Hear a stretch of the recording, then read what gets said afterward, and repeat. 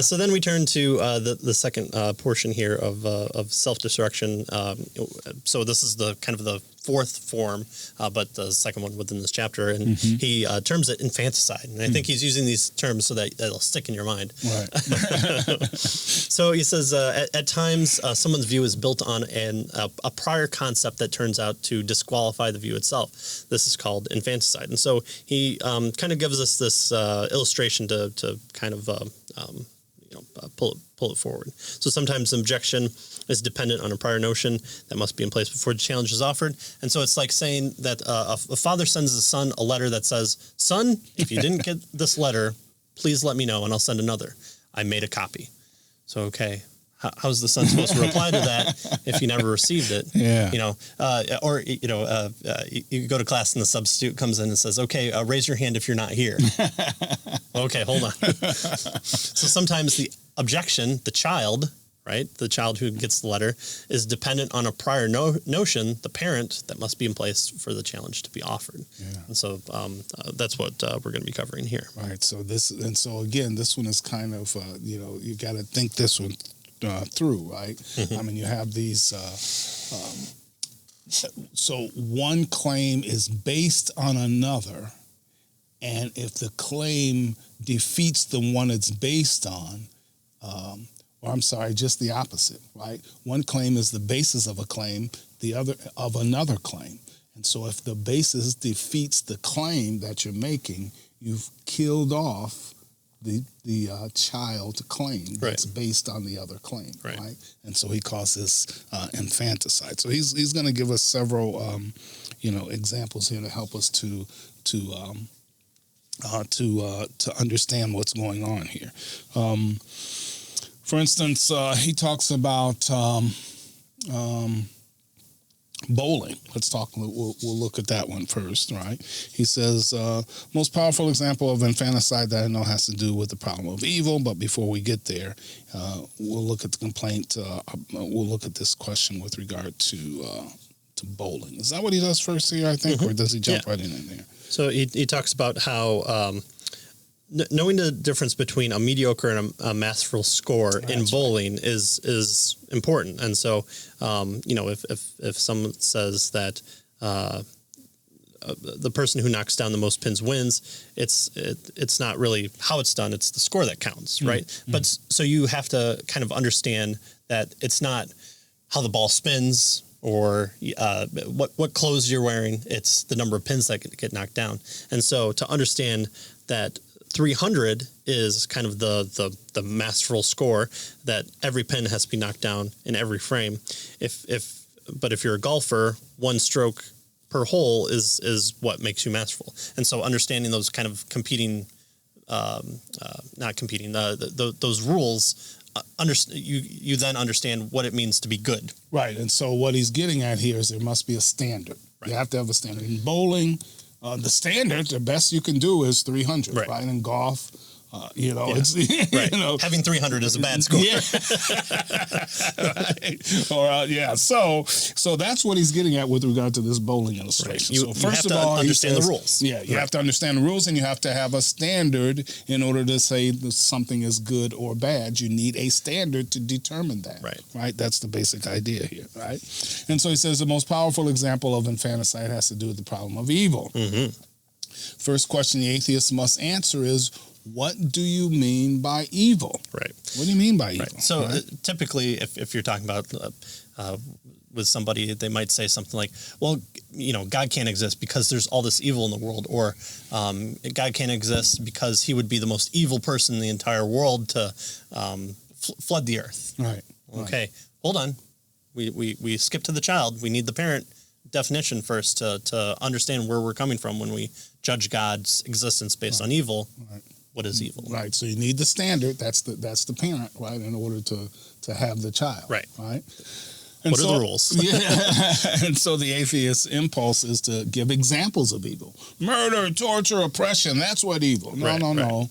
That misses the point, right?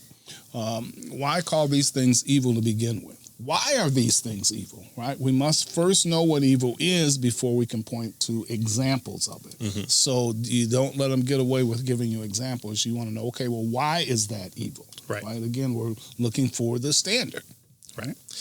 So the atheist first must answer the question, where does the moral scoring system, like we talked about in bowling or golf, where does the moral scoring system come from that allows one to identify evil in the first place? Right. So again, what is evil? Is it out there, that we talked about with moral relativism?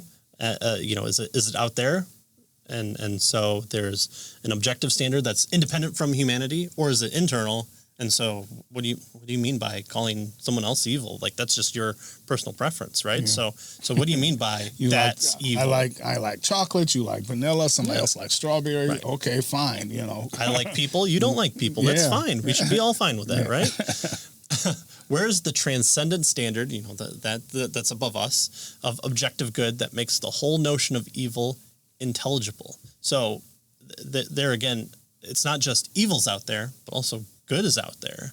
So to even claim that there is no good, there's only evil.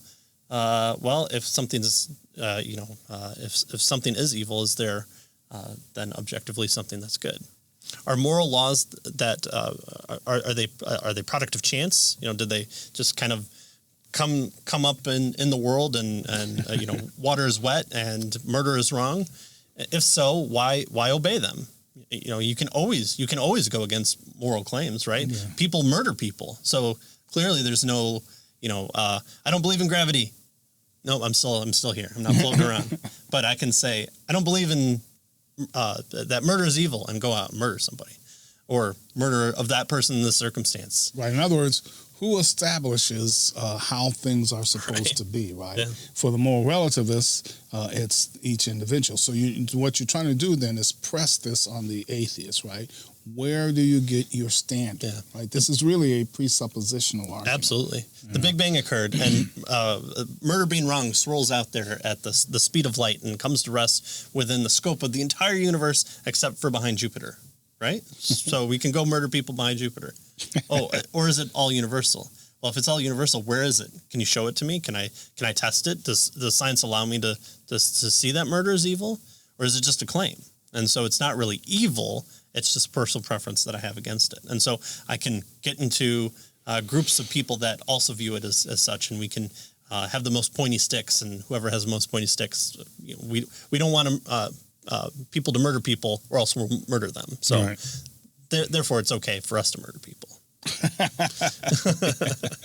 And so there seems to be no good way to account for a transcendent, objective standard of good, right? The moral rules that are violated by people who commit evil in question, without the existence of a transcendent moral rule maker, right? And so that's what he's really getting at here, right? You have to have something that's transcendent, that transcends each individual perspective, that's independent of each individual perspective, in order to have a particular standard that's more than just each individual perspective. Right. So going back to the bowling example, we have to know that the rules have been written by somebody or something. Right.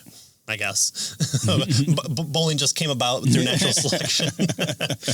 And so, maybe knocking down all the pins is incorrect. Maybe 299 is the score to get. You're that masterful that you leave everything but one pin up. That's what a true master would do.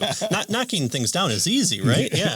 I mean, bombs do that, but to leave one up, that's the good one. Well, how do you know that? You have to understand that there's kind of the rules in place, and how do we understand those rules? Well, obviously the Bible talks about those things, and we can bring that into the conversation when we talk to people. So if someone says, well, where do you think evil comes from? Yes, we're there. We're there. All right. So notice that there's nothing in the universe that's higher than human beings, then obviously what's morality? Right. So it's a matter of opinion. Really is what it is, right? Yeah. So to say something is evil, that's the child claim. But if you say there's what I mean by evil is personal preference, well then you've infanticide. You've killed the child. You've killed that initial question. Right. So you've gotten at the base. And so, like Tony was saying, these are presuppositions. What we hold prior to our understanding of certain things. Right.